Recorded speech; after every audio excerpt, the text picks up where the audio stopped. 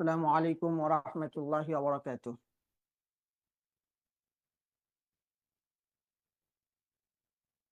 আমার আওয়াজ স্পষ্ট শোনা যাচ্ছে কিনা অনুগ্রহপূর্বক যদি লিখে জানানো যায় ভালো হয়। আলহামদুলিল্লাহ। আলহামদুলিল্লাহি রাব্বিল আলামিন ওয়াসসালাতু ওয়াসসালামু আলা রাসূলিহিল আমিন ওয়া আলা আলিহি ওয়া সাহবিহি আজমাইন ওয়া মান তাবিআহুম বিইহসানিন ইলা ইয়াউমিদ্দিন আম্মা বা'দ। ফাআউযু বিল্লাহি মিনাশ শাইতানির রাজীম। বিসমিল্লাহির রাহমানির রহিম। شهر رمضان الذي أنزل فيه القرآن هدى للناس وبينات من الهدى والفرقان فمن شهد منكم الشهر فليصم ومن كان مريضا أو على سفر فعدة من أيام أخر وعلى الذين يطيقونه فدية طعام مسكين। আল্লাহ সুবহানাহু ওয়া তাআলার বিশেষ মেহেরবানি, আল্লাহ রাব্বুল আলামিন আমাদেরকে তালিমুন নিসার আয়োজনে তালিমুন নিসা দাওয়া সেশন আকাবিরদের রমাদান বিষয়ক হালাকায় অংশগ্রহণ করবার তৌফিক দিয়েছেন। আমি আল্লাহ সুবহানাহু ওয়া তাআলার শুকরিয়া আদায় করছি, আলহামদুলিল্লাহ। রমাদানকে সামনে রেখে শাবানের প্রথমাংশে যারা এ ধরনের গুরুত্বপূর্ণ হালাকার আয়োজন করেছেন, আল্লাহ সুবহানাহু ওয়া তাআলা তাদেরকে উত্তম বিনিময় দান করুন। পাশাপাশি যারা অংশগ্রহণ করেছেন, আল্লাহ সুবহানাহু ওয়া তাআলা তাদেরকেও এই হালাকার নূর দান করুন। আল্লাহ সুবহানাহু ওয়া তাআলা আমাকে আমার পাপের কারণে, আমার পাপাচারের কারণে, আমার অপদার্থতার কারণে যেন এই হালাকার নূর থেকে বঞ্চিত না করেন। আমরা অন্তর থেকে শুনবার চেষ্টা করব কথাগুলো, মানবার নিয়তে শোনার চেষ্টা করব কথাগুলো। কথা শোনার ক্ষেত্রে, মানার ক্ষেত্রে জরুরি হচ্ছে ইখলাস।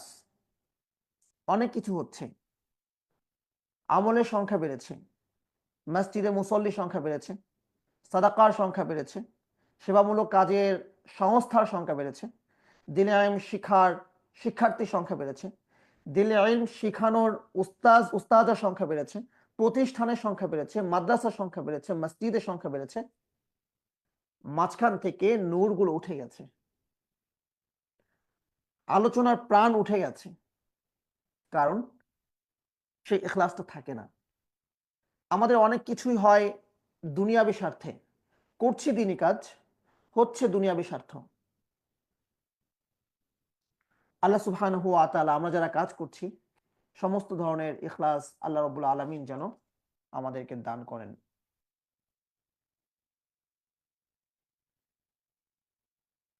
তো আকাবিরদের রমাদান বিষয়ে আলোচনার পূর্বে আমি চেষ্টা করব ইনশাআল্লাহ রমাদান বিষয়ক প্রাথমিক কিছু ভূমিকা আলোচনা করবার জন্য। আয়োজকগণকেও যদি একটু লিখে জানান যে আমার আলোচনার সময় মোট কতটুকু, তাহলে সেভাবে আলোচনা এগিয়ে নেওয়া আমার জন্য সহজ হবে। তো আল্লাহ রাব্বুল আলামিন কুরআন মাজিদে যে মাসটির কথা বিশেষভাবে উল্লেখ করছেন, সরাসরি মাসের নাম উল্লেখ করে 12টি মাসের মধ্যে, সেটি হচ্ছে রমাদান। শাহরু রমাদান, রমাদান মাস, আল্লাযী উনজিলা ফীহিল কুরআন, যে মাসে কুরআন নাযিল করেছেন, সে আলোচনা করব।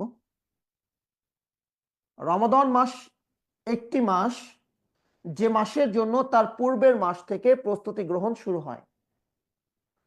অন্য কোনো মাস এমন নেই যে জন্য তার আগের মাস থেকে প্রস্তুতি শুরু করতে হয়। শাবান বলি, রজব বলি, রবিউল আউয়াল বলি, যে তার আগ থেকে আমাকে প্রস্তুতি গ্রহণ করতে হচ্ছে, এমন কোনো মাস নেই। কিন্তু রমাদান এমন একটি মাস, সালাফগণ সম্পর্কে, আকাবিরদের ব্যাপারে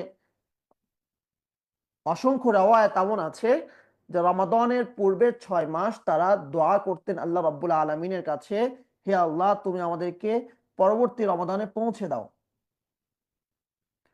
রমাদান শেষ হওয়ার পরে 6 মাস পর্যন্ত দোয়া করতেন, হে আল্লাহ যে রমাদান চলে গিয়েছে সেই রমাদানকে কবুল করো, তার বারাকা থেকে আমাদেরকে তুমি বঞ্চিত করো না। তো রমাদানের জন্য তারা প্রস্তুতি গ্রহণ করতেন। রমাদানের জন্য তাদের প্রস্তুতি ছিল এমন যে তারা রমাদানের যে জীবিকার জন্য যতটুকু অর্থ প্রয়োজন, যা কিছু প্রয়োজন, তার আগেই তারা গুছিয়ে নিতেন। অথচ আমাদের অবস্থাটা কি হয়েছে? রমাদান এলে আরো দুনিয়াকে আমরা বেশি অর্জন করার জন্য উঠে পড়ে লাগি। আমাদের চেষ্টা থাকে যে রমাদানে ঈদকে সামনে রেখে এতটুকু উপার্জন আমি করব, এতটুকু উপার্জন আমি করব যেন আমার পরবর্তী বছর। আফওয়ান, আমি জানি না যে আপনার কখন থেকে বিচ্ছিন্ন হয়ে গিয়েছিলেন। মূলত ডেস্কটপ হ্যাং করার কারণে এই প্রবলেমটা হয়েছে। তো আফওয়ান, আমি আবারও সাময়িক অসুবিধার জন্য দুঃখ প্রকাশ করছি। তো আমরা যে কথাটি বলছিলাম বা যেখানে ছিলাম, যে রমাদানকে কাজে লাগাতে হলে মানে আমাদেরকে যদি আমরা মুত্তাকি হতে পারি, শুধুমাত্র এই কোরআনকে হুদান রূপে গ্রহণ করে প্রকৃত অর্থে আমরা মুমিন হতে পারবো। তো এখানে এসে যে প্রশ্নটি তৈরি হয় যে কি গুণ অর্জন করলে, কি কি গুণ থাকলে আমি মুত্তাকি হতে পারবো, আর কিভাবে সেই গুণগুলো আমরা অর্জন করব। তো আল্লাহ রাব্বুল আলামিন কুরআন মাজিদে মুত্তাকিনদের যে গুণগুলো বলেছেন, সালাফগণের মাঝে 12 মাস সেই গুণগুলো পাওয়া গেছে, শুধু রমাদানে নয়। মুত্তাকির গুণগুলো কি কি ছিল? যেমন আল্লাহ রাব্বুল আলামিন সূরা বাকারার শুরুতেই বলছেন, আল্লাযীনা ইউমিনুনা বিল গায়ব, যারা গায়েবের প্রতি বিশ্বাস রাখে, যারা গায়েবের প্রতি বিশ্বাস রাখে।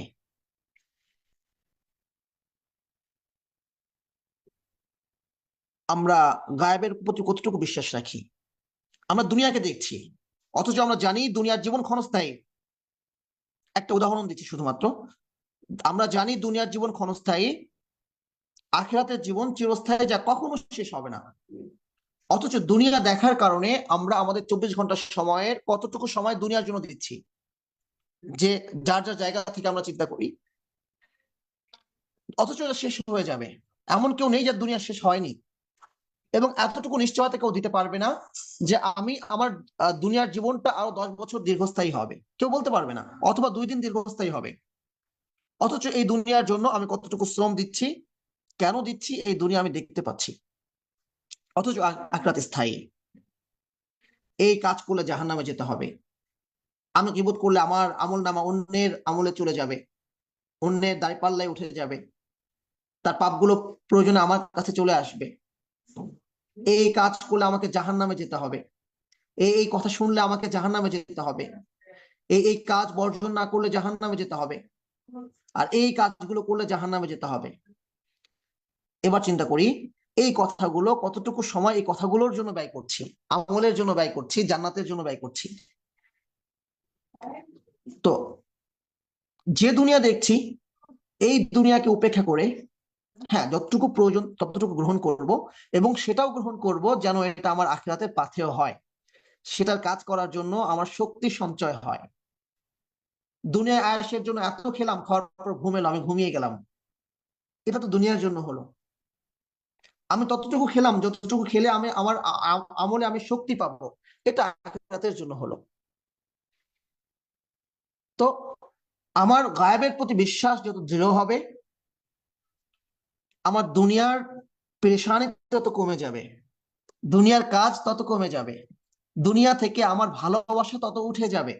যতটুকু দুনিয়া আমি করব আখিরাতকে কেন্দ্র করে, আখিরাতকে চিন্তা করে, আখিরাতের জন্য করব। এটা হচ্ছে আল্লাযীনা ইউমিনুনা বিল গায়বি, গায়েবের প্রতি বিশ্বাস রাখে। ওয়া ইউকিমুনাস সালাত, সালাত কায়েম করে। ওয়া ইউকিমুনাস সালাত, সালাত কায়েম করে। সালাত কায়েম মানে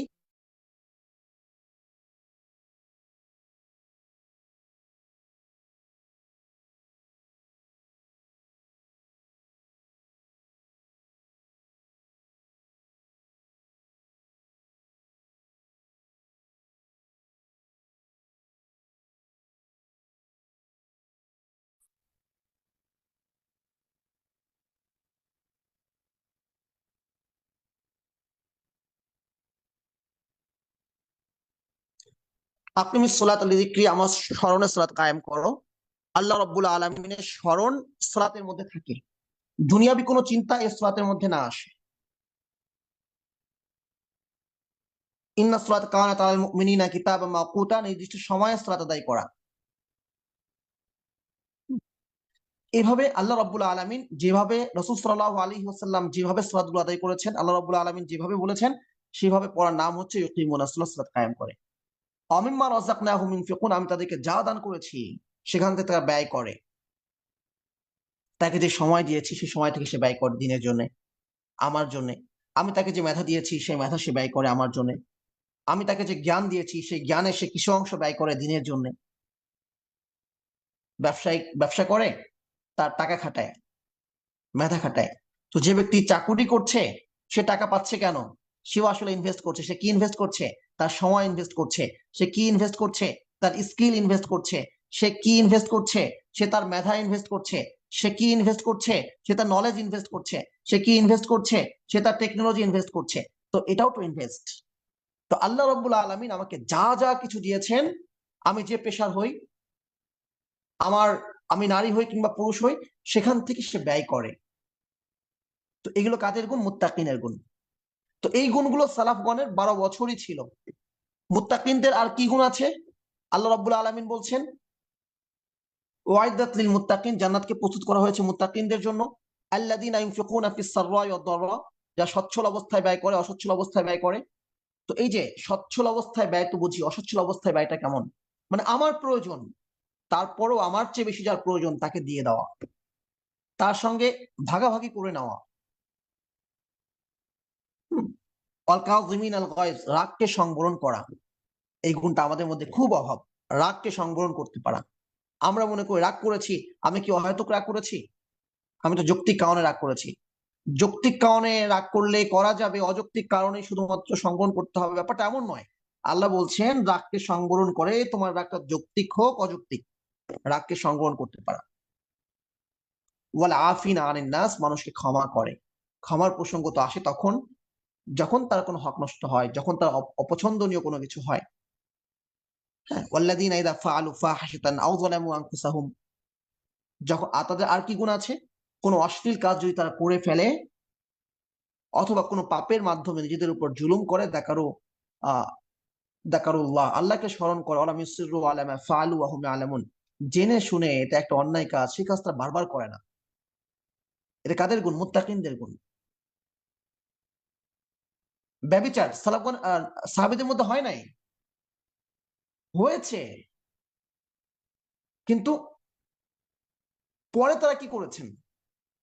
একজন মহিলা সাহাবীর কথা আমরা জানি, ছোট ছোট ছোট একটা বাচ্চা কোলে রাসূলুল্লাহর কাছে স্বীকার করছেন। রাসূলুল্লাহ মুখ ফিরিয়ে নিচ্ছেন তার কথা থেকে, সে আবার বলছে, রাসূল আবার মুখ ফিরিয়ে নিচ্ছেন। রাসূল সাল্লাল্লাহু আলাইহি ওয়াসাল্লাম বলছেন, যখন সে বারবার বলছে আসলেই, এবং স্পষ্টভাবে জানবার চেষ্টা করছেন, হ্যাঁ আসলেই, সময় দিলেন, বাচ্চা বড় হলো। যখন বাচ্চা নিজে নিজে রুটি খেতে পারে, রাসূল সাল্লাল্লাহু আলাইহি ওয়াসাল্লাম তাকে হত্যার আদেশ দিলেন, হত্যা করা হলো। এবং রাসূল সাল্লাল্লাহু আলাইহি ওয়াসাল্লাম বলছেন তার যে তওবা, এই তওবা যদি বন্টন করে দেওয়া হয় গোটা মদিনাবাসীর মাঝে, সকলের জন্য যথেষ্ট হয়ে যাবে। অন্যায় তারা করেছেন, ভুল ক্রমে, বারবার করেন নাই। এবং পরবর্তীতে তারা কি করেছেন?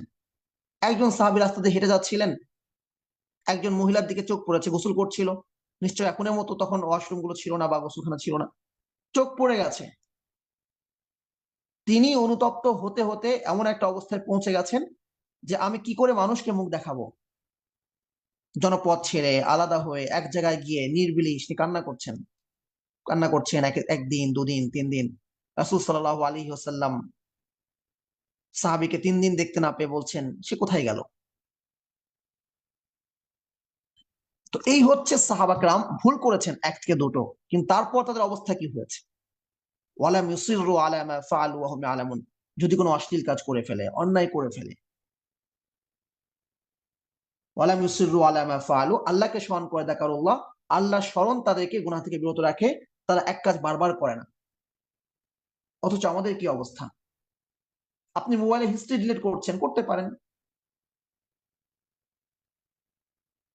ব্যাক স্পেস দিয়ে আপনার লেখা আপনি মুছতে পারেন, আপনার আমল আপনি ঢেকে রাখতে পারেন, কিন্তু আপনি আপনার আমল নামা যেটা ফেরেশতাগণ লিখছেন তাদের কাছ থেকে কিভাবে ঢাকবেন?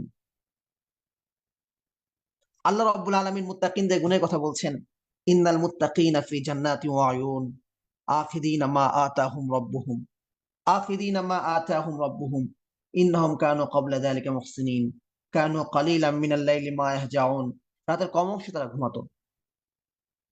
এশা ছাড়ার তো প্রশ্নই আসে না, ফজর কাজা হওয়ার তো প্রশ্নই আসে না। এ দুই ওয়াক্ত ছাড়াও মাঝের যে সময়টা আছে তার কম অংশেই তারা ঘুমাতো। অবিল্লা সারিহুম আস্তাগফিরুন, ভোর রাতে উঠে তারা আল্লাহ রাব্বুল আলামিনের কাছে ক্ষমা প্রার্থনা করত। আল্লাহ বলছেন যে মুত্তাকিনা জান্নাতে থাকবে। তো প্রশ্ন তৈরি হয় যে কি এমন কাজ করেছে তারা এই জান্নাতের মধ্যে আছে কেন? তো আল্লাহ রাব্বুল আলামিন বলছেন, জানো না, তারা দুনিয়াতে এই কাজ করতো। সূরা যারিয়াতের মধ্যে আল্লাহ রাব্বুল আলামিন বর্ণনা দিচ্ছেন যে তাদেরকে যে সম্পদ দেওয়া হতো তারা যেটা গ্রহণ করতো, সেখান থেকে দান করতো, হ্যাঁ, রাতে কম অংশে ঘুমাতো, ভোর রাতে উঠে ক্ষমা প্রার্থনা করতো, ইস্তেগফার পড়তো, অফি আমওয়ালিহিম হাক্কুল লিস-সাইল ওয়াল মাহরুম, বঞ্চিত ভিক্ষুক তাদেরকে দান করতো। এভাবে আল্লাহ রাব্বুল আলামিন বিভিন্ন গুণের কথা বলছেন। তো এই গুণগুলোর সালাফগণের মধ্যে 11 মাসই ছিল, 12 মাসই ছিল। রমাদান এলে এই গুণটা বাড়ানোর জন্য কি হয়ে আছে তারা সেদিকে পূর্ণ মনোনিবেশ করতেন। ওয়েটা কি সেটা আল্লাহ রাব্বুল আলামিন বলছেন, এই তাকওয়ার গুণটা তোমরা কিভাবে অর্জন করবে? আমি তোমাদের উপর সিয়ামকে ফরজ করেছি, যেমন ফরজ করেছি পূর্ববর্তীদের উপরে, যেন তোমরা মুত্তাকি হতে পারো। তার মানে সিয়াম হচ্ছে তাকওয়া অর্জনের মাধ্যম। এর পরের আয়াতে আল্লাহ রাব্বুল আলামিন বলছেন, রমাদানে সিয়ামকে ফরজ করা হয়েছে, রমাদানে কোরআনকে নাজিল করা হয়েছে, সুতরাং যে এই মাস পায় সেজন্য এই মাসে রোজা রাখে। তো গুরুত্বপূর্ণ কথা হচ্ছে যে সিয়ামকে ফরজ করা হয়েছে তাকওয়া অর্জনের জন্য। 12টা মাস আছে, এই 12টা মাসের মধ্যে রমাদানকে কেন বেছে নিলেন? আল্লাহ বলছেন যেহেতু এই মাসে কোরআন নাজিল হয়েছে, সেহেতু এই মাসেই তোমরা এই সিয়ামের দায়িত্বটা পালন করো, যেন তোমরা মুত্তাকি হতে পারো। তো কোরআনের মাসের সাথে এই মাসে সিয়ামকে পালন করার কি সম্পর্ক?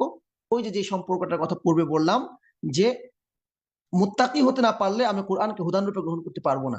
তো যেহেতু এই মাসে কোরআন নাজিল হয়েছে, এটাই শ্রেষ্ঠ মাস, সেহেতু এই মাসেই তোমরা যদি তাকওয়াটা অর্জন করতে পারো, তাহলে কোরআনকে তোমরা হুদানরূপে গ্রহণ করতে পারবে। এই কোরআনের মাসে কোরআনকে হুদানরূপে গ্রহণ করার জন্য তোমরা সিয়াম পালন করো। আল্লাহ বলছেন কি, ফালিয়াসুমহু, সেই জন্য এই মাসটিতে সিয়াম করে। এই মাসের দিনগুলোতে আল্লাহ রাব্বুল আলামিন বলেন নাই। তার মানে কি? তার মানে হচ্ছে যে কোনো একটা কাজকে অভ্যাস বানানোর জন্য সেটা লাগাতার করতে হয়, লাগাতার করতে হয়। আপনি একদিন রোজা রাখলেন, কোনো ধরনের গুনাহ করলেন না। দ্বিতীয় দিন রোজা রাখলেন, কোনো ধরনের গুনাহ করলেন না। তৃতীয় দিন আপনি হুট করে একটা গীবত করে ফেললেন। তৃতীয় দিন হুট করে একটা ভিডিও দেখলেন, যে ভিডিও দেখা আপনার জন্য জায়েজ ছিল না। একটা গান শুনে ফেললেন, যে গানটা শোনা আপনার জন্য বৈধ ছিল না। কারোর সাথে কথা বললেন, যার সাথে কথা বলা আপনার জন্য বৈধ ছিল না, এরকম। অথবা কোন একটা সম্পদ গ্রহণ করলেন, যে সম্পদ গ্রহণ করাটা বৈধ ছিল না। অথবা এমন কোন জায়গায় গেলেন যেখানে যাওয়াটা পর্দার খিলাফ হয়ে গেল, হ্যাঁ। অথবা এমন একটি কাজ করলেন যেটা মানবীয় গুণ এবং মুত্তাকিনের গুণের সাথে যেটা যায় না। এরপর আবার 2 দিন রোজা রাখছেন, আবার এমন একটা কাজ করছেন। তো এর দ্বারা কি হচ্ছে না? মুত্তাকির যে গুণগুলো সেগুলো অভ্যাসে পরিণত হচ্ছে না। তো অভ্যাসে পরিণত করতে হলে কি করতে হবে? লাগাতার করতে হবে। তো আল্লাহ বলছেন ফালিয়াসুমহু, সেজন্য এই মাসটিতে রোজা রাখে। অর্থাৎ পুরো মাসটিতে সে সিয়াম করবে এবং সিয়াম পরিপন্থী কোনো কাজ সে করবে না। তো সিয়াম করার জন্য কোন কাজটি জরুরি? সকাল থেকে সন্ধ্যা পর্যন্ত আল্লাহ রাব্বুল আলামিন বলছেন যে কাজগুলো, 3টি কাজ থেকে বিরত থাকা সকাল থেকে সন্ধ্যা, তার মধ্যে গুরুত্বপূর্ণ কাজ হচ্ছে পানাহার থেকে বিরত থাকা। অথচ রমাদানের বাইরে পানাহার বৈধ।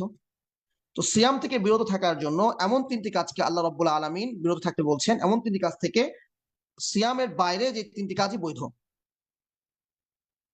তাহলে আল্লাহ রাব্বুল আলামিন যেন বোঝাচ্ছেন আমাদেরকে যে কাজগুলো তোমাদের জন্য বৈধ ছিল, এই কাজগুলো থেকে তোমরা কেন বিরত থাকছো? কারণ আমি তোমাদেরকে আদেশ করেছি। সিয়াম মানে কি? বিরত থাকা। সিয়াম মানে কি? বিরত থাকা। তাকওয়া মানে কি? ভয় করা এবং বিরত থাকা। তাকওয়ার 2টা অর্থ, একটা হচ্ছে ভয় করা, সমীহ করা, আর একটা হচ্ছে বিরত থাকা। আমরা যখন মুত্তাকিকে পরহেজগার বলি, যখন আমরা তাকওয়াকে পরহেজ বলি, তখন তাকওয়ার পূর্ণ অর্থ আসে না। পরহেজ মানে কি? কোনো কিছু বর্জন করা, কোনো কিছু থেকে বিরত থাকা। তো একটা অর্থ পাওয়া যাচ্ছে। তাকওয়াকে যখন আমরা ভয় করা বলি, তখনও পূর্ণ অর্থ পাওয়া যায় না। তাকওয়া আসলে শব্দটার মাঝেই নিহিত, ভয় করা, বিরত থাকা। তো সিয়াম মানেও বিরত থাকা। তো আল্লাহ রাব্বুল আলামিন যেন বলছেন যে তোমাকে সিয়াম করার জন্য এই বৈধ কাজ থেকে বিরত থাকতে হবে। তার মানে যে কাজগুলো আগ থেকে অবৈধ, সিয়ামকে পূর্ণতা দেওয়ার জন্য সেই কাজগুলো থেকে বিরত থাকা কতটা জরুরি। সালাফগণের রমাদানের ব্যাপারে যে গুণগুলো পাওয়া যায়, তাদের রমাদান কেমন কেটেছে, সব হচ্ছে ইবাদত। গুনাহ থেকে বিরত থাকার যে ব্যাপারগুলো সেটা আসে না, কারণ এ ধরনের গুনাহ তাদের জীবনীতে রমাদান মাসে কল্পনা করাই যেত না। রমাদান ছাড়াই যেখানে কল্পনা করা যায় না, সেখানে রমাদানে কিভাবে কল্পনা করা যাবে? রমাদান ছাড়াই তারা মুত্তাকি, আর রমাদানে তো সেই তাকওয়া গুণ অর্জন করার জন্য আরো বেশি চেষ্টা করতেন। রাসূল সাল্লাল্লাহু আলাইহি ওয়াসাল্লাম বলছেন, গীবত সিয়ামকে ফেরে দেয়, ভেঙে দেয়। আর সম জুন্নাহ, সম হচ্ছে একটা ঢাল, গীবতের দ্বারা সেই ঢালটা ভেঙে যায়। একটা উদাহরণ, আরো যা কিছু আছে। এক ব্যক্তির ব্যাপারে এরকম কথা এসেছে, তার তো রোজা ভেঙে গেছে, তো সে কিছু খায়নি, রোজা কেন ভাঙলো? কারণ হচ্ছে সে অপর ভাইয়ের মাংস খেয়েছে। কোনো ফকি এ কথা বলবে না যে গীবত করলে রোজা ভেঙে যাবে, যার জন্য কাজা করতে হবে, এটা কেউ বলবে না। কিন্তু রোজার যে প্রাণ ছিল, যে মাহাত্ম্য ছিল, সেটা নষ্ট হয়ে গেল। তো ফাল্লাসুম, সেজন্য এই মাসটিতে রোজা রাখে, পুরো মাসে গুনাহ থেকে বিরত থাকে। তাহলে এতটুকু আমাদের কাছে স্পষ্ট হলো যে সিয়াম কি, কোরআনের সাথে এই সিয়ামের কি সম্পর্ক। এরপর আমরা আলোচনা করব ইনশাআল্লাহ সালাফগণ এই রমাদানকে কিভাবে কাটাতেন। তারপর আমরা আলোচনা করব ইনশাআল্লাহ যে আমরা এই রমাদানে কি করছি।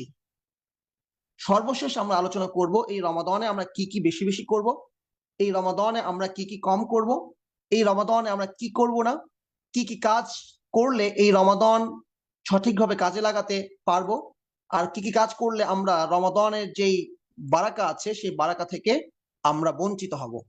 এইসব বিষয়ে ইনশাআল্লাহ আমরা বিস্তারিত আলোচনা করবার চেষ্টা করব, যতটা আমাদের সময়ের মধ্যে সংকুলান হয়। রমাদানকে কাজে লাগাতে হলে সর্বপ্রথম যে গুণটা আমাদের মধ্যে অর্জন করতে হবে সেটা হচ্ছে তিলাওয়াত, কোরআন তিলাওয়াত। কোরআনকে কেন্দ্র করেই তো এই মাসের সম্মান। যেহেতু এই মাসে নাজিল হয়েছে, আল্লাহ রাব্বুল আলামিন অন্য সমস্ত মাসের তুলনায় এই মাসকে সম্মানিত করেছেন। এই মাসের জন্য শুধুমাত্র মানুষ নয়, আসমান ওয়ালারা পর্যন্ত রমাদানের জন্য প্রস্তুতি গ্রহণ করে। জান্নাতের দরজা বন্ধ করে দেওয়া হয়, জাহান্নামের দরজা বন্ধ করে দেওয়া হয়, আফওয়ান জান্নাতের দরজাগুলো খুলে দেওয়া হয়, আসমানের দরজাগুলো খুলে দেওয়া হয়। কারা খুলে? আল্লাহ রব্বুল আলমিনের আদেশে ফেরেশতাগণ খুলেন।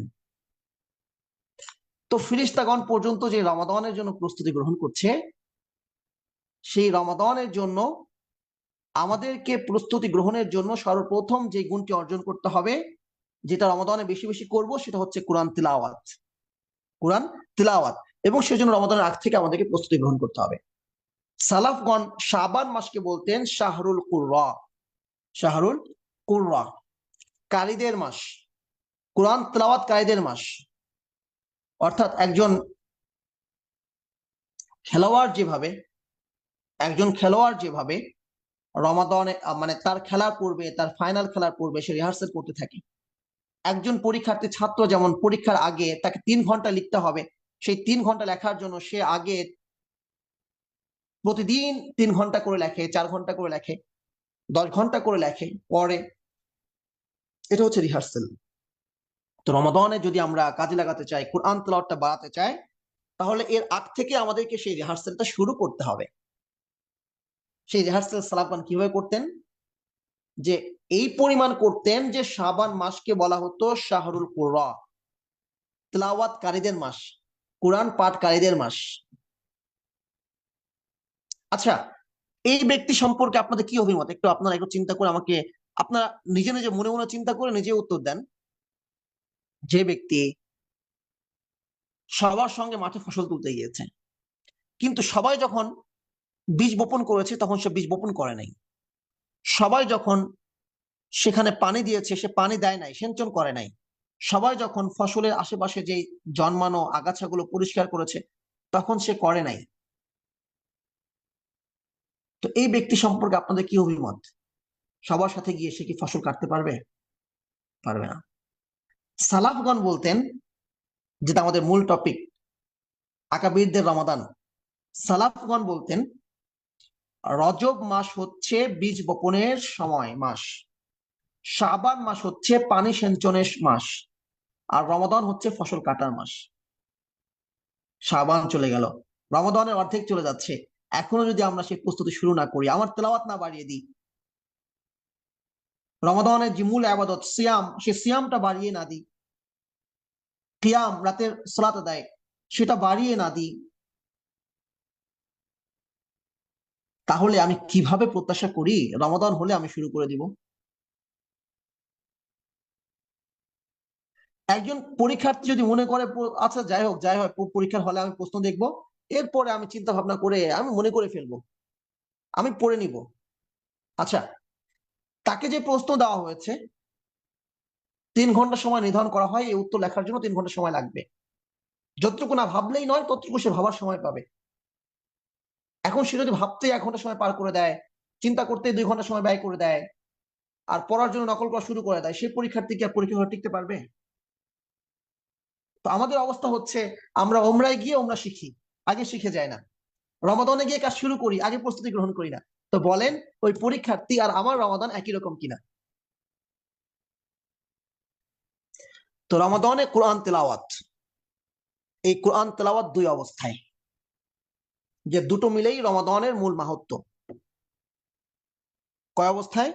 2 অবস্থায়। রাসূল সাল্লাল্লাহু আলাইহি ওয়াসাল্লাম এক হাদিসে বলছেন, মান সামা রমাদানা ঈমানান ওয়া ইহতিসাবা গুফিরা লাহু মা তাকদ্দামা মিন যামবিহি। যে ব্যক্তি রমাদানের দিনে সিয়াম পালন করলো, তার পিছনে সমস্ত গুনাহ ক্ষমা করে দেওয়া হলো। মান কামা রমাদানা ঈমানান ওয়া ইহতিসাবা গুফিরা লাহু মা তাকদ্দামা মিন যামবিহি। যে ব্যক্তি রমাদানের রাতে কিয়াম করলো, কিয়াম মানে ইয়া নবী সাল্লাল্লাহু আলাইহি না, কিয়াম মানে হচ্ছে দাঁড়িয়ে নামাজ পড়লো, তার সমস্ত গুনাহ ক্ষমা করে দেওয়া হলো। তো এই দুটা হচ্ছে রমাদানের আমল, দিনের বেলা সিয়াম, রাতের বেলা কিয়াম। সিয়ামের ফলাফল ক্ষমা, কিয়ামের ফলাফল ক্ষমা। তো মুমিন সিয়াম অবস্থায় তেলাওয়াত করবে, কিয়াম অবস্থায় তেলাওয়াত করবে, সিয়াম অবস্থায় তেলাওয়াত করবে, কিয়াম অবস্থায়ও তেলাওয়াত করবে। কতটুকু তেলাওয়াত সে করবে?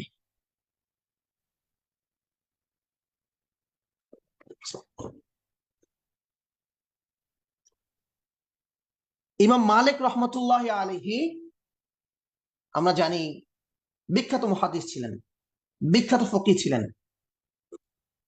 তার হাদিসের অবস্থানটা কোথায়? সর্বপ্রথম সংকলিত হাদিসের গ্রন্থ মুয়াত্তা মালিক, সহিহ গ্রন্থ, এটা রচয়িতা তিনি।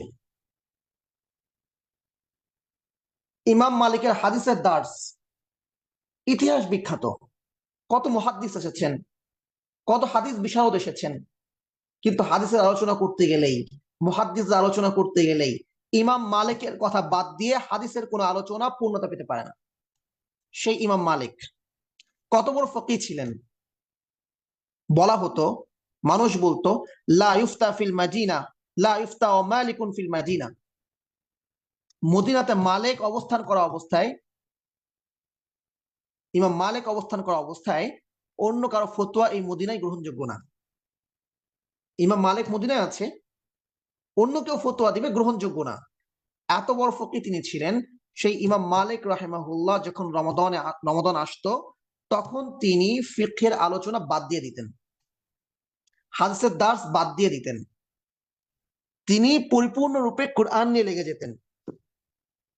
এই পরিমাণ তিনি কোরআন তেলাওয়াত করতেন। ঠিক একইভাবে একই কথা ইমাম সাউরি রাহিমাহুল্লাহর ব্যাপারে আসছে। মুহাম্মদ বিন ইসমাইল আল বুখারী রাহিমাহুল্লাহ প্রতিদিন রমাদানে 1 খতম করে কোরআন মাজিদ পড়তেন, ওই যে সিয়াম অবস্থায় কোরআন তেলাওয়াত করা। তারাবির সালাত আদায় করেও প্রতি রাতে 3 রাত মিলে তিনি 1 খতম পড়তেন, তারাবি পড়তেন। এরপরেও তিনি প্রতি 3 রাতে 1 খতম করে কোরআন মাজিদ শেষ করতেন। কে? ইমাম বুখারী রাহমাতুল্লাহ আলাইহি, এত বড় মুহাদ্দিস। তো হাদিস কি, এটা কি হাদিস পড়ানো সওয়াবের কাজ না? সওয়াবের কাজ। কিন্তু রমাদানে কোরআনের ফজিলত কত বেশি, তার হাদিস বাদ দিয়ে দিতেন। সাঈদ বিন জুবাইর রাদিয়াল্লাহু তাআলা আনহু, উনিও বিখ্যাত মুহাদ্দিস ছিলেন।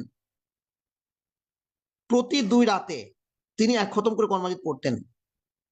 হ্যাঁ, এরকম যদি বলতে থাকি, ওয়ালিদ বিন আব্দুল মালিক, মুহাদ্দিসদের কথা তো বললাম। ওয়ালিদ বিন আব্দুল মালিক কে ছিলেন? তিনি ছিলেন উমাইয়া বংশের বিখ্যাত একজন খলিফা। তো ওয়ালিদ বিন আব্দুল মালিক খিলাফতের দায়িত্ব পালন করেছেন। হ্যাঁ, যত ধরনের খিলাফার দায়িত্ব আছে সেগুলো তো সবের কাজ, ইবাদতের কাজ, সেগুলো করেছেন। এত ব্যস্ত মানুষ, যিনি গোটা জাহানের খলিফা, তিনি প্রতি 3 দিনেও 3 দিনে 1 খতম করে কোরআন মাজিদ পড়তেন। প্রতি 3 দিনে 1 খতম করে কোরআন শরীফ পড়তেন, খলিফা হয়েও, রাষ্ট্র ব্যবস্থা পরিচালনা করেও। এই হচ্ছে তাদের অবস্থা। এবার আমাদের কথায় আসি।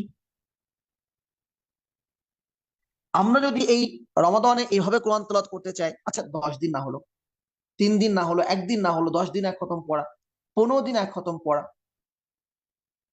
এর জন্য যে ফ্লুয়েন্সি প্রয়োজন, অথবা এমনও তো অনেকে আছি আমরা যে আমরা কোরআন মাজিদ পড়তে পারি না। প্রকৃত ইমানদার, আল্লাহ বলছেন, যা প্রকৃত অর্থে তেলাওয়াত করে, অর্থাৎ পরে বোঝে মানে। আর সেখানে আমাদের অবস্থা হচ্ছে এমন যে আমরা কোরআন মাজিদ পড়তেই পারি না। আমাদের কি অবস্থা হবে? এই জন্য যতটুকু আলোচনা করা হলো সালাফগণের কোরআন তেলাওয়াত থেকে, সর্বপ্রথম কাজ হচ্ছে আমি যেখানে আছি, যেই লেভেলে আছি কোরআন মাজিদের, সেখান থেকে ঠিক আজকে থেকে ফজরের পর থেকে আমি শুরু করে দেব। সেখান থেকে 1 কদম হলেও প্রতিদিন আমি এগোবো, আমার তেলাওয়াতের ফ্লুয়েন্স যেন আসে।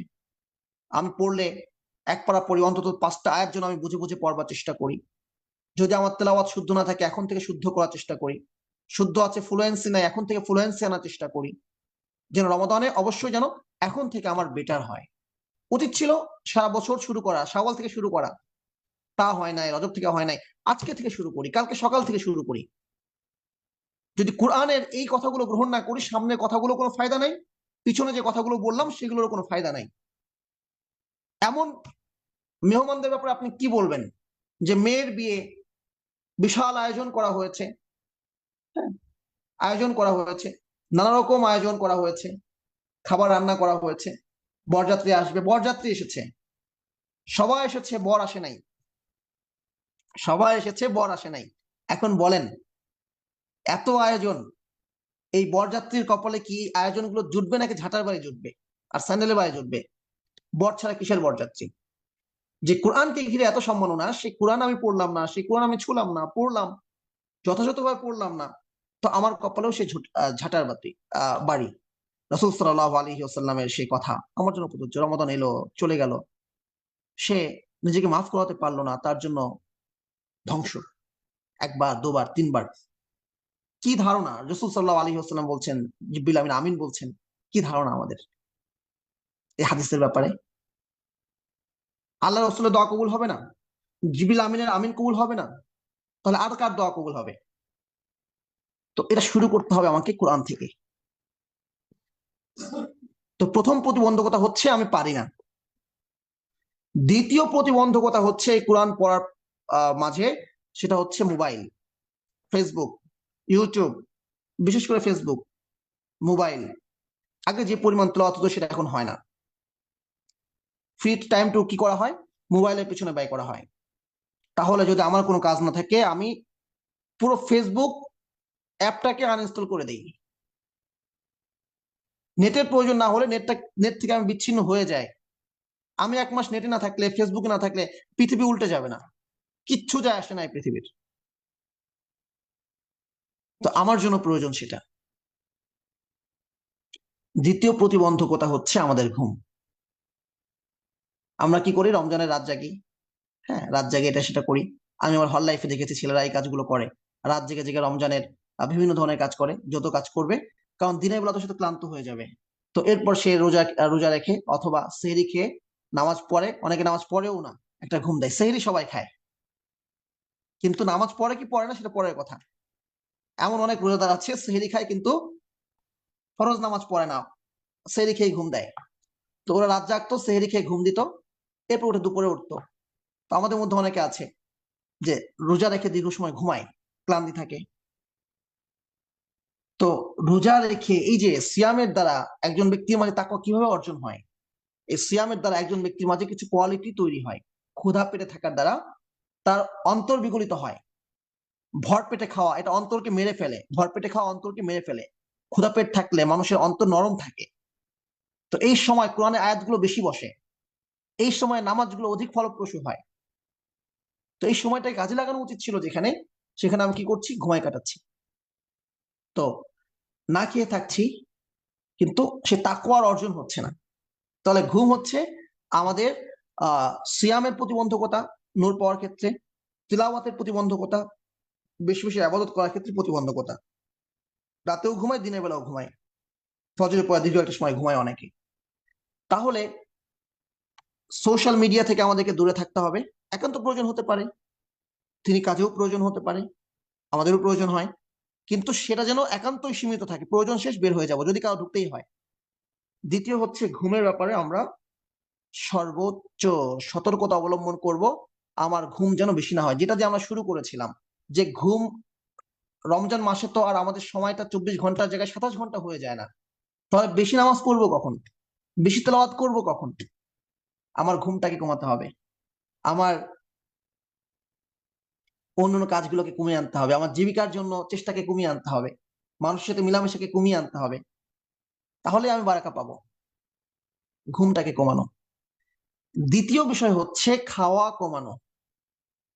বেশি খেলে বেশি ঘুম আসবে।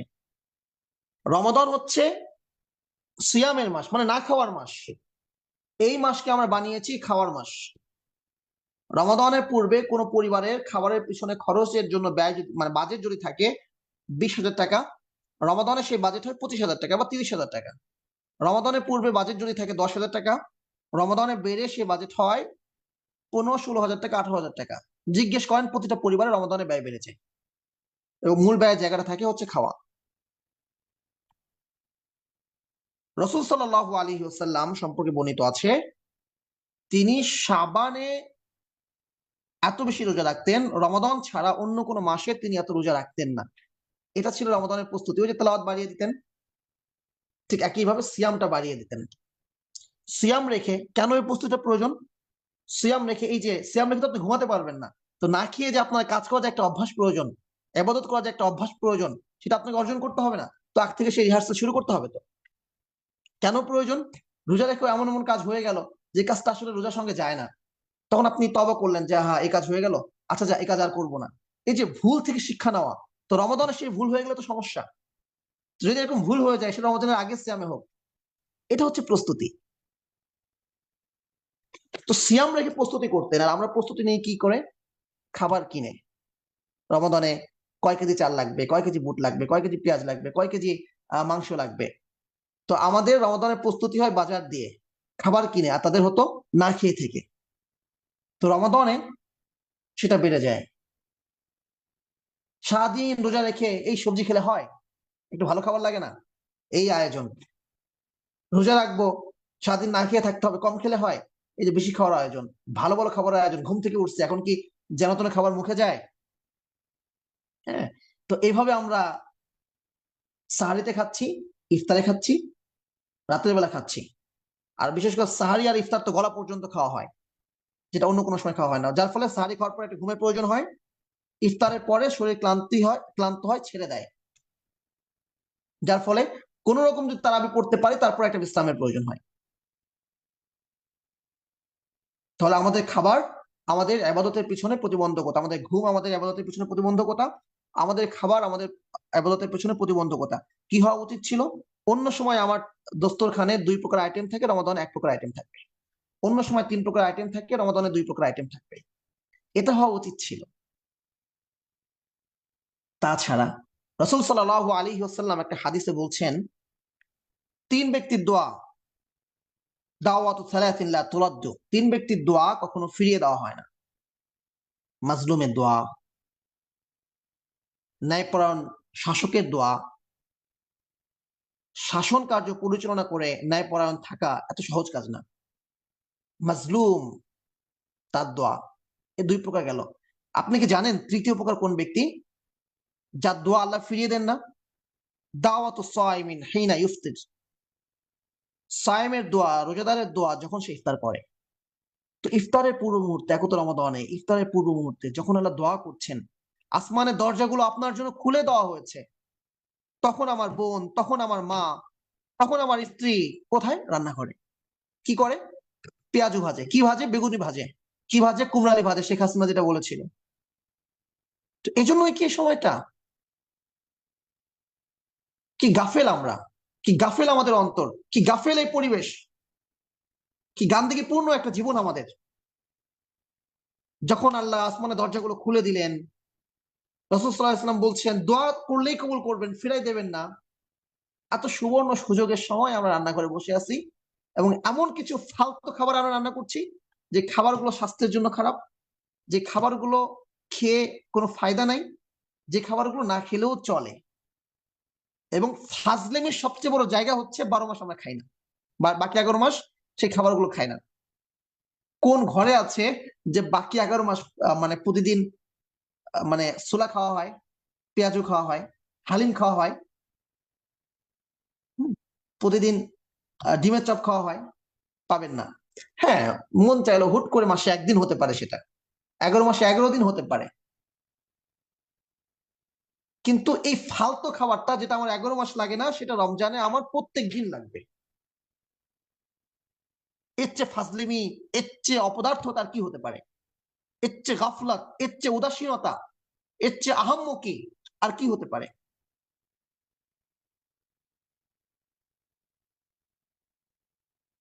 তো এই খাবার খাওয়া আর খাবারের প্রস্তুতি নেওয়া, এটা আমাদের ইবাদতকে একদম শেষ করে দেয়। আমাদের পুরুষরা হয়তো বা তাও ইফতারের পুরো মুহূর্তে দোয়া করে, আর নারীরা রান্না করে থাকে। জান্নাত জাহান্নাম এটা শুধুমাত্র পুরুষদের জন্য, নারীদের জন্য না? তাদেরকে দোয়ার প্রয়োজন নাই? তো যে কথায় আমরা ছিলাম, তিলাওয়াত বাড়িয়ে দেওয়া, সালাফগণ কি পরিমাণ তিলাওয়াত করতেন।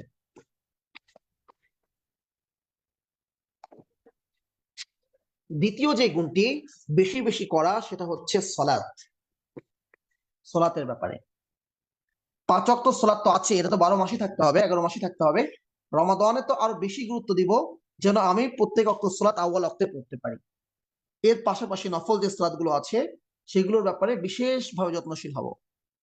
বিশেষ করে রাতের যে সলাৎ আছে তারাবিহ, সেই ব্যাপারে আমরা যত্নবান হব।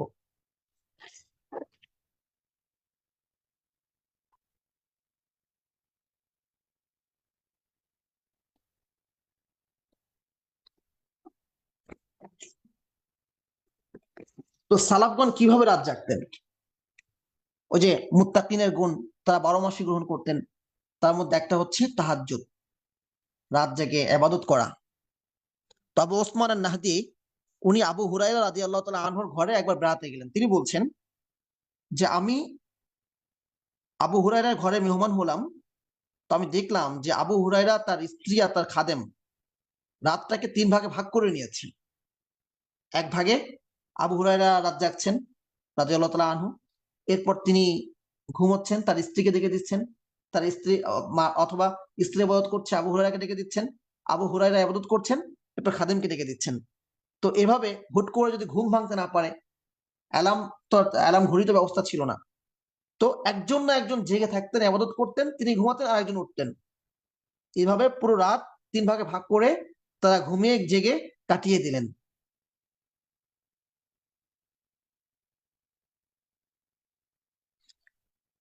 ইয়াজিদ বিন হাফসা, তিনি সায়েদ বিন ইয়াজিদ থেকে বর্ণনা করছেন, হ্যাঁ, যে ওসমান রাদিয়াল্লাহু আনহুর সময়ে তার দীর্ঘ সময় রাতের বেলা তারাবির নামাজ পড়তেন।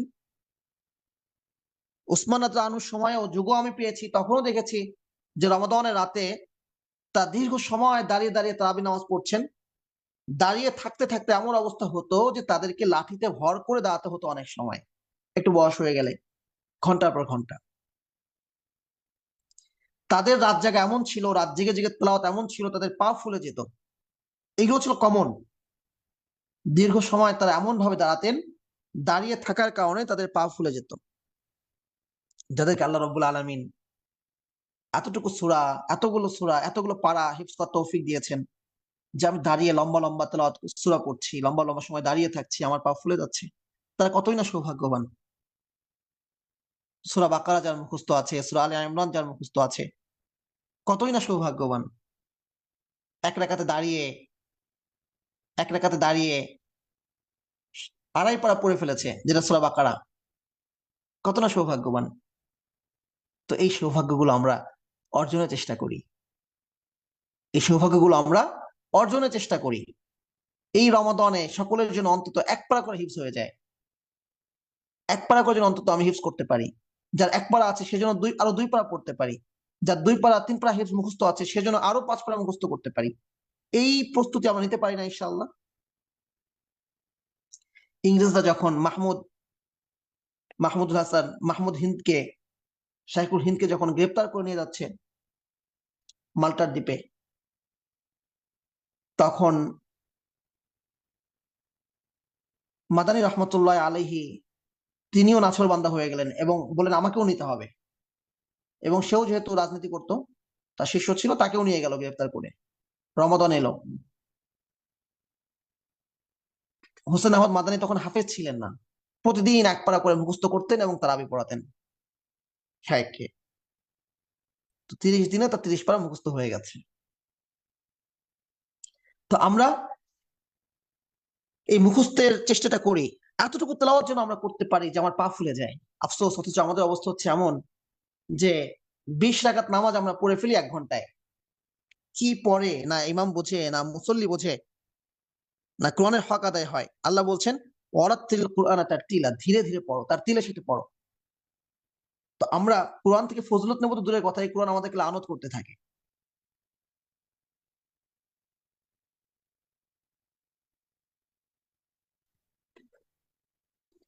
তো এই জন্য রমাদানের রাত জেগে ইবাদত করা, বিশেষ করে শেষ দশক পুরো রাত জেগে থাকার একটা অভ্যাস গড়ে তোলা। আমি বরিশালে একসময় মুফতি মাহবুব বিন মুশাররফ হাফিজাহুল্লাহর কাছে ইতিকাফ করেছি।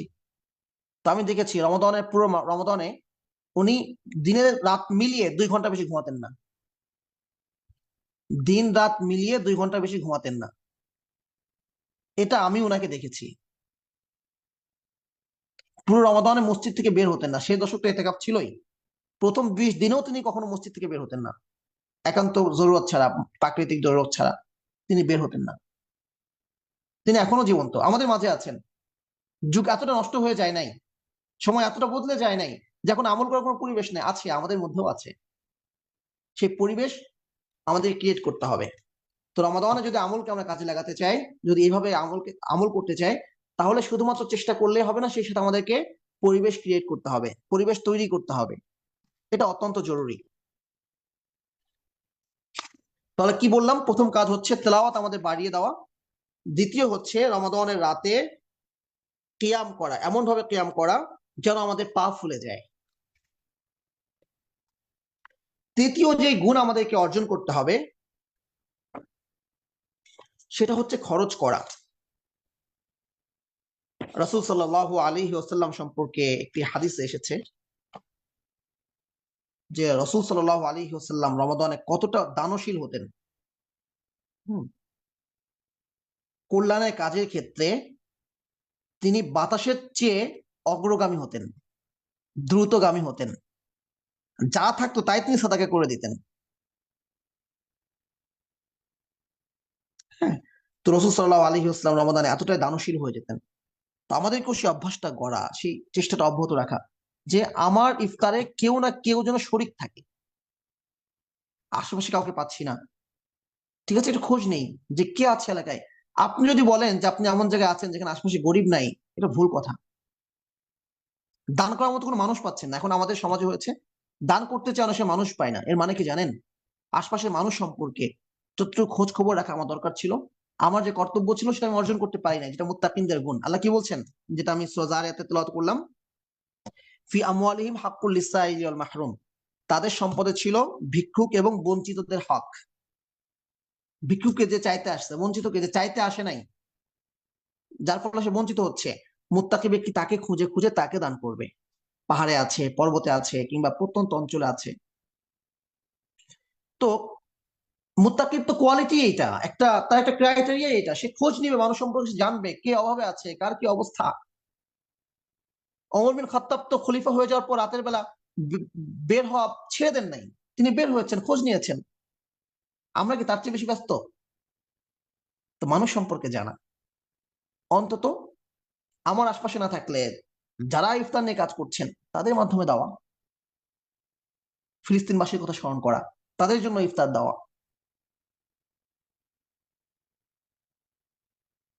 একবার আমি কুড়িগ্রামে গেলাম রোজার ঈদের পরে।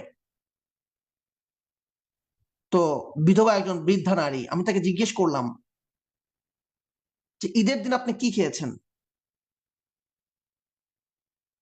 তো উনি বললেন ঈদের দিন আলহামদুলিল্লাহ অনেক ভালো খেয়েছি। সেটা কি? সেটা হচ্ছে ওই দিন উনি ছোলা রান্না করে খেয়েছেন, আর হচ্ছে দোকান থেকে একটা ডিম কিনে এনে উনি আর ওনার ঘরের একজন ছিল মেয়ে, দুজন মিলে খেয়েছেন। এটা হচ্ছে ঈদের দিন ওনার ভালো খাওয়া, একটা ডিম এনে দুজন ভাগ করে খাওয়া, আর হচ্ছে ছোলা খাওয়া। মানে যেটা আমরা প্রতিদিন ইফতারিতে খাই ওটা উনি ঈদের দিন খাচ্ছেন, এবং এটা তার কাছে ভালো খাবার। তাহলে তার সারা মাসের ইফতারি কিভাবে কেটেছে?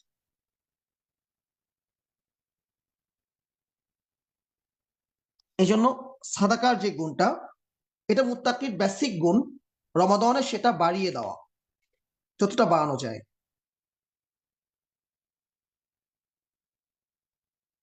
মিসকিনকে খাওয়ানো।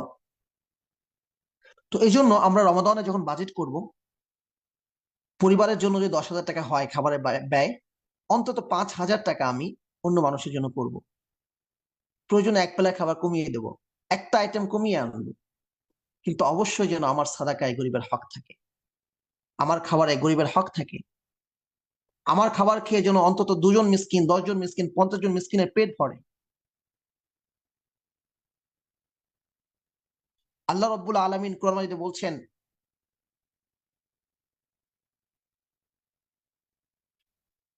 প্রত্যেকটা কিছু আমি নাজিল করেছি বেকদারি মালুম, নির্দিষ্ট পরিমাণে। তার মানে হচ্ছে যতটুকু প্রয়োজন এই পৃথিবীবাসীর, যতটুকু প্রয়োজন ততটুকু আমি দিয়েছি। তো আপনার কাছে বেশি থাকার মানে হচ্ছে আরেকজন বঞ্চিত হচ্ছে। জাকাত ব্যবস্থাপনা তো এটাই, জাকাত ব্যবস্থাপনা তো এটাই যে আপনি উপার্জন করেছেন, আল্লাহ বলছেন যে না, এখান থেকে 2.5% তোমাকে দিয়ে দিতে হবে। এটা না হলে জাকাত হবে না, মানে কি পবিত্র হবে না। জাকাত শব্দের অর্থ কি? পবিত্র হওয়া। সাদাকার যেটা সবচেয়ে ফরজ, যতটুকু সম্পদ পবিত্রই হবে না। আপনি অন্যের সম্পদ খেয়ে ফেললেন, এটা যেমন হারাম। আপনার সম্পদ অন্যকে না দিয়ে খেলেন, এটাও হারাম, যদি সেটা জাকাত পরিমাণ সম্পদে চলে যায় এবং জাকাত ফরজ হয়ে যায়, 1 বছর অতিক্রান্ত হয়, একই রকম হারাম। তার মানে কি? আপনি উপার্জন করেছেন আপনার টাকা, এখানে অন্যজনের হক আছে। এটা হচ্ছে ব্যালেন্সিং। তো আল্লাহ রাব্বুল আলামিন এই সাদাকার ব্যাপারে আমাদেরকে অতি গুরুত্ব দেওয়া তৌফিক দেন রমাদানে। আরেকটি গুণ সালাফগণ খুব বেশি করে করতেন, সেটা হচ্ছে দোয়া। সেটা কি? দোয়া। রমাদানের দোয়া বাড়িয়ে দেওয়া। একটা হাদিস তো তেলাওয়াত করলাম, পাঠ করলাম, যে 3 ব্যক্তির দোয়া ফিরিয়ে দেওয়া হয় না। আর দোয়া ও মুখুল ইবাদত, দোয়া হচ্ছে ইবাদতের মগজ। মাল্লাম ইয়াসালিল্লাহ আকদাব আলাই, যে আল্লাহর কাছে চায় না, আল্লাহ তার প্রতি নারাজ হন। তো রমাদানে আল্লাহ সুবহানাহু ওয়া তাআলার কাছে বেশি বেশি চাওয়া, দোয়া করা, দোয়ার পাবন্দ হওয়া। আমার রুটিনে একটা সময়ের জন্য নিয়মিত দোয়ার জন্য থাকে, দিনের মধ্যে অন্তত আধা ঘন্টা সময়ের জন্য আমি দোয়া করি। দোয়ার মধ্যে দুটো বিষয় জরুরি, আমি আল্লাহর কাছে চাইছি, কিভাবে চাইছি। যদি আমার সম্পদে হারাম মিশ্রিত হয়ে থাকে, আল্লাহ দোয়া কবুল করবেন না। এক ব্যক্তি সম্পর্কে রাসূলুল্লাহ বলছেন, আশা আসার আকবার ইয়ামুদ্দু ইয়াদাইহি ইলাস সামা ওয়া ইয়াকুল ইয়া রাব ইয়া রাব আমাতামুহু হারাম ওয়া মালবাসুহু হারাম ওয়া গুদিয়া বিল হারাম ফান্না ইউস্তাশাউ লা। যে আল্লাহর জন্য সে ফিদা হয়ে গেছে, চুল খুশকু, মানে কি? সে আঁচড়ায় না। ধুলো মলিন পোশাক, মানে কি? সে ধোয় না। পাগল পাড়া হয়ে গেছে আল্লাহর জন্য। হ্যাঁ, হাত তুলছে আসমানের দিকে, তুলে দোয়া করছে, ইয়া রব ইয়া রব ইয়া রব। সে চাচ্ছে, আল্লাহকে চাইতেই আছে। অথচ এদিকে তার পোশাক হারাম, তার খাদ্য হারাম, তার শরীরে যে রক্ত মাংস মিশে আছে এগুলো হারাম। তো তার দোয়া কোত্থেকে কবুল হবে? ফান্না ইউস্তাজাবু লা, রাওয়াহু মুসলিম, মুসলিমের হাদিস। তার দোয়া কোত্থেকে কবুল হবে? তো রাসূলের এরকম চমৎকার চমৎকার হাদিস ইমাম নওয়াবী ইবনে হাম্বলী রাহিমাহুল্লাহ সংকলন করেছেন জামিউল উলুম ওয়াল হিকাম। এই হাদিসটা নবীজির পরশের মধ্যে আছে, সেখান থেকে আমি আপনাদেরকে বললাম যে ফান্না ইউস্তাজাবু লা, তার দোয়া কোত্থেকে কবুল হবে? তো এই জন্য হারাম খাওয়া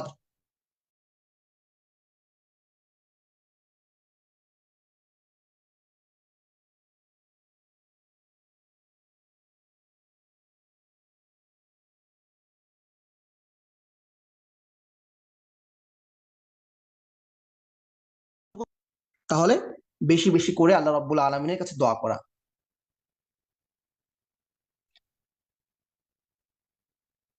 আর কি কি কম করব আমরা বলেছি? 1 নম্বরে হচ্ছে কম খাবো, 2 নম্বরে হচ্ছে কম ঘুমাবো, 3 নম্বরে একান্ত যদি সোশ্যাল মিডিয়ায় যেতেই হবে কম যাব, মানুষের সাথে কম মেলামেশা করব, কম কথা বলবো। এই কাজগুলো আমরা কম কম করব। আর কিছু কাজ আছে এমন রমাদান এলে সেই কাজগুলো আমরা একদমই করব না। আচ্ছা, যে কথা আমরা ছিলাম যে কাজগুলো একদমই করব না, তার আগে দোয়া সম্পর্কে আরেকটু কথা আমাদের বলে নেওয়াটা জরুরি। সেটা হচ্ছে যে কথা আমরা ছিলাম, দোয়া যে আমরা করব, কিছু গুণের কথা বললাম, পাশাপাশি কিভাবে করব। আমাদের কিছু দোয়া মুখস্থ থাকা চাই। কোরআন মাজিদে রব্বানা, হে আমাদের রব বলে বেশ কিছু দোয়া আছে। ইব্রাহিম আলাইহিস ইসলামের কথা, দোয়া আল্লাহ রাব্বুল আলামিন কোরআন মাজিদে উল্লেখ করছেন। কেন করছেন? সেই দোয়াটা তিনি পছন্দ করেছেন। জাকারিয়া আলাইহিস ইসলামের দোয়া আল্লাহ রাব্বুল আলামিন উল্লেখ করছেন। কেন? এই দোয়াটা তিনি পছন্দ করেছেন। মুসা আলাইহিস ইসলামের একটা দোয়া উল্লেখ আছে। কেন? আল্লাহ রাব্বুল আলামিন এই দোয়াটা পছন্দ করেছেন। ইউনুস আলাইহিস ইসলামের একটা দোয়া কোরআনে আছে। কেন? ইউনুস আলাইহিস ইসলামের দোয়াটা আল্লাহ কবুল করেছেন। সবচেয়ে বেশি দোয়া কোরআনে আছে ইব্রাহিম আলাইহিস ইসলামের ব্যাপারে, রব্বানা তাকাব্বাল মিন্না ইন্নাকা আনতাস সামিউল আলিম থেকে শুরু করে।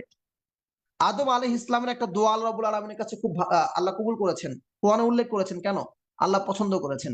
রব্বানা যালামনা আনফুসানা ওয়া ইল্লাম তাগফির লানা ওয়া তারহামনা লানাকুনান্না মিনাল খাসিরিন। ইউনুস আলাইহিস ইসলামের কোন দোয়াটা পছন্দ করেছেন?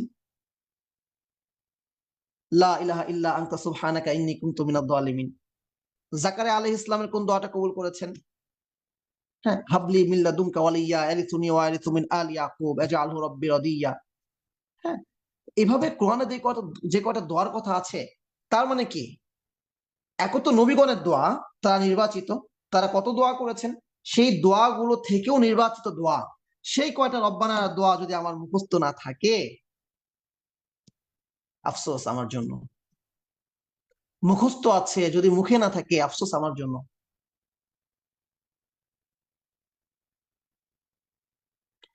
রাসূল সাল্লাল্লাহু আলাইহি ওয়াসাল্লাম বলছেন, উতিতু বিজাওয়ামিল কালিম, আমাকে অল্প কথায় বেশি মর্ম অর্থবোধক, মানে অধিক অর্থবোধক আহ শব্দ এবং কথার যোগ্যতা আল্লাহ রাব্বুল আলামিন আমাকে দিয়েছেন। তো তাহলে রাসূল সাল্লাল্লাহু আলাইহি ওয়াসাল্লামের যে দোয়াগুলো আছে সেগুলো পড়া। আল্লাহুম্মা ইন্না নাসআলুকা মিন খায়রি মা সাআলাকা মিনহু নাবিয়ুকা মুহাম্মদ সাল্লাল্লাহু আলাইহি ওয়াসাল্লাম। রাসূল যা কিছু চেয়েছেন সেগুলো আমি তোমার কাছে চাই। ওয়া নাউযু বিকা মিন শাররি মা ইসতাআযা বিকা মিনহু নাবিয়ুকা মুহাম্মদ সাল্লাল্লাহু আলাইহি ওয়াসাল্লাম। রাসূল যা কিছু থেকে পানাহ চেয়েছেন, আমি সেগুলো সমস্ত কিছু থেকে তোমার কাছে পানাহ চাই। এভাবে অনেকগুলো দোয়া, একদম অল্প কথায়।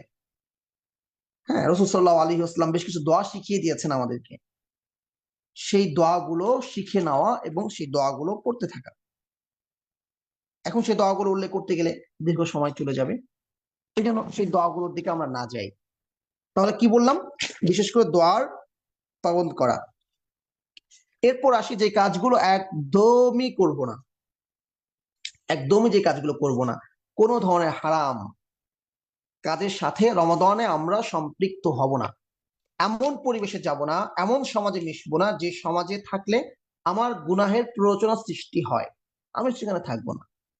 উদাহরণস্বরূপ, কারো হতে পারে নির্জনে থাকলে তার গুনাহের কথা মনে হয়, যেখানে কেউ নাই, কেউ দেখছে না, তখন তার গুনাহের কথা সৃষ্টি হয়, তার রিলসে যেতে মন চায়, অথবা তার কারোর সাথে কথা বলতে মন চায়। তাহলে সে নির্জনতা একদমই অবলম্বন, মানে একদমই বর্জন করবে।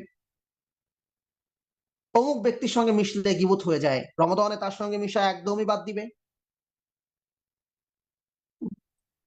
তো এভাবে যেই পরিবেশ, যে অবস্থা তাকে গুনাহের প্রতি প্ররোচিত করে, সেটাও রমাদানে বর্জন করতে হবে। এটা অত্যন্ত জরুরি। বিশেষভাবে চোখের গুনাহ, বিশেষভাবে চোখের গুনাহ করাই যাবে না। আন-নাযরু সাহমুম মিন সিহামিশ শায়াতিন। রাসূল সাল্লাল্লাহু আলাইহি ওয়াসাল্লাম বলছেন, নজর হচ্ছে শয়তানের তীর। সালাফগণ বলেন রমাদান হচ্ছে খাদ্য সংগ্রহের মাস বা লাকড়ি সংগ্রহের মাস। কৃষক যেমন ফসল কেটে কি করে, গোলানে ভরে, গোলা ভরা ধান দিয়ে সে সারা বছর চলে। তো একজন ব্যক্তি মুমিন, সে রমাদানে লাকড়ি সংগ্রহ করবে, রমাদানে ফসল ঘরে আনবে, সারা বছর এখান থেকে লাকড়ি দিয়ে জ্বালাবে, সারা বছর এখান থেকে সে ফসল খাবে।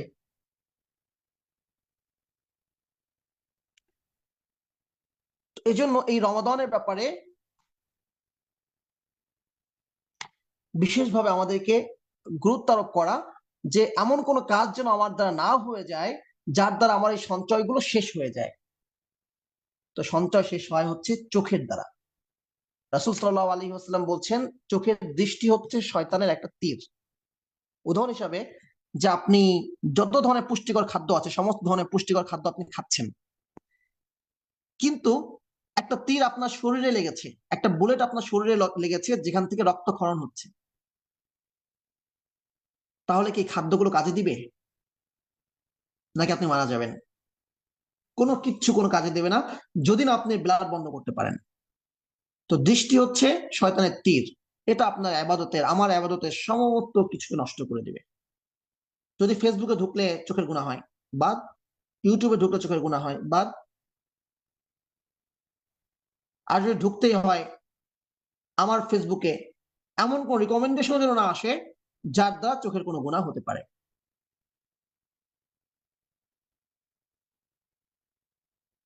কথা কি স্পষ্ট? সমস্ত ধরনের গুনাহ থেকে বাঁচা, বিশেষ করে চোখের গুনাহ থেকে বাঁচা।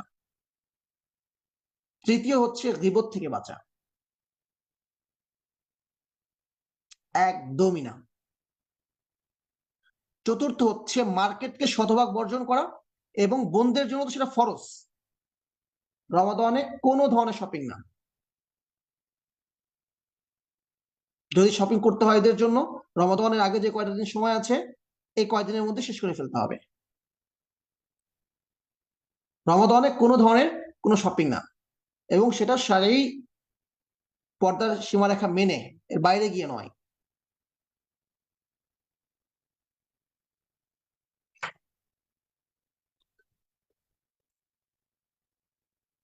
আর সময়কে যদি এইগুলো থেকে বিরত থাকি, এরপর তেলাওয়াত সহ অন্য যে আমলগুলো আছে সেগুলোকে কাজে লাগাবার চেষ্টা করি, তাহলে অবশ্যই আমাদেরকে এইগুলোর পাশাপাশি একটা চেক লিস্ট আমাকে রাখতে হবে, একটা সময়সূচি রুটিন আমাকে করে ফেলতে হবে, যেটা আমি কাজে লাগাবো, এবং কাজে লাগাবার সর্বোচ্চ চেষ্টা আমি করব ইনশাআল্লাহ। তো যে কথাগুলো আলোচনা করা হলো, আল্লাহ রাব্বুল আলামিন আমাকে এবং আমাদের সকলকে আমল করবার তৌফিক দান করেন। আর যে সমস্ত কথা হলো, যত ধরনের ভুল ভ্রান্তি আছে, সে সমস্ত ভুল ভ্রান্তিও যেন আল্লাহ রাব্বুল আলামিন ক্ষমা করেন। আল্লাহ রাব্বুল আলামিন আমাকে তাদের মধ্যে শামিল না করেন যাদের সম্পর্কে আল্লাহ রাব্বুল আলামিন বলছেন, যাদেরকে হুঁশিয়ারি দিচ্ছেন, লিমা তাকুলুনা মা লা তাফআলুন, কেন তোমরা এমন কথা বলো যা তোমরা নিজেরা মানো না।